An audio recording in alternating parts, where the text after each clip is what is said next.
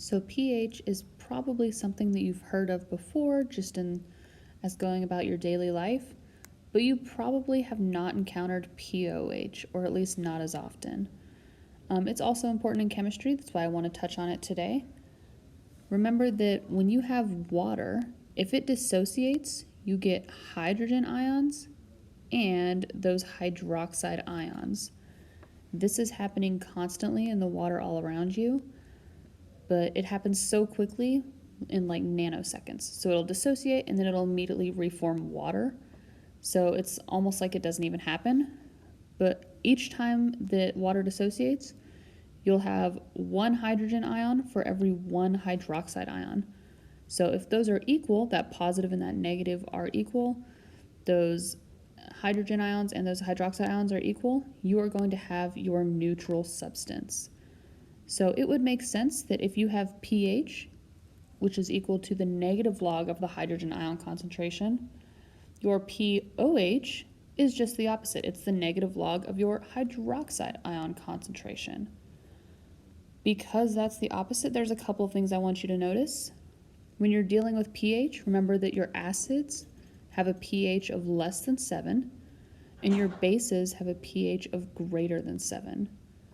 If you're dealing with pOH, your bases would have a pOH of less than 7, and your acids have a pOH of greater than 7.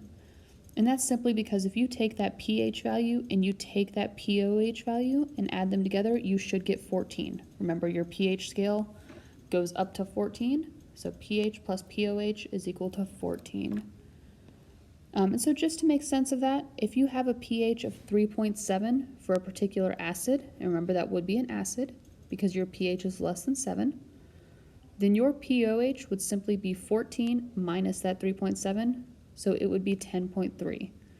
So based on this right here, because our pOH is 10.3, that just reinforces that it is an acid since it's greater than 7 for the pOH. So take a second. If you need to take notes for any of these, I would highly recommend that you do so. And let's look at some practice problems. So it says right here, what is the pOH of a 0.0235 molar HCl solution? This should look familiar. In the last video, we calculated the pH for this exact solution. Our pH, just as a reminder, was negative log of our hydrogen ion concentration. We plugged in our value and we got our pH was equal to 1.629. So if our pH plus our pOH is equal to 14, pOH would be 14 minus that pH value.